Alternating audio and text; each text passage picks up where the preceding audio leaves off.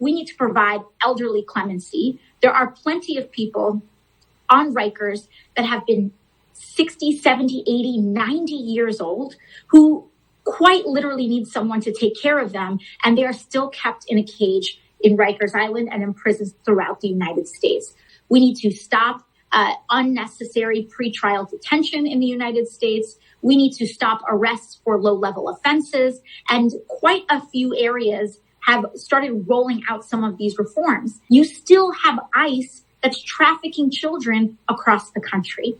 And not only that, but there are immigrants in detention centers that are getting even less attention because the federal government argues that they are entitled to less human rights than the rest of us. And so as a consequence, there are ICE detainees that are on hunger strikes in New Jersey in several different facilities. You have folks in Rikers who are also starting to organize their own strikes, and that they are not leaving their facilities. They are not going to their labor assignments, which we shouldn't even have mandatory labor assignments where prisoners are paid slave wages.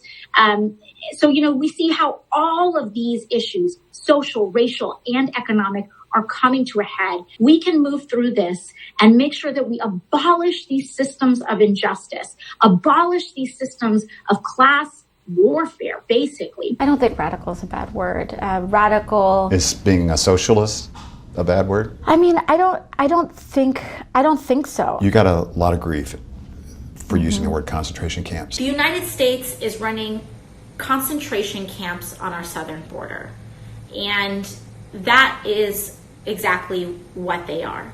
They are concentration camps. Do you regret that, or do you think people misinterpret it?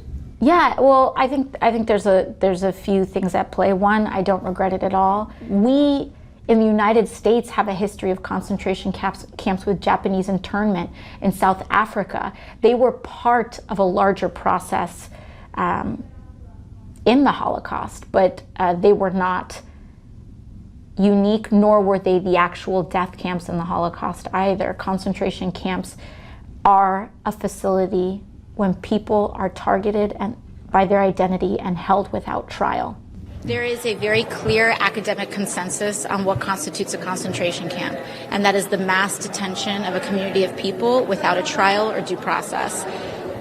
I think it's pretty universally and non-controversial to say that the administration is doing exactly that and meets the academic requirement for what a concentration camp is. You're not comparing this to what happened in World War II? Oh, no. While concentration camps were employed during that time, concentration camps were also utilized in all over the world, including in the United States with the Japanese internment.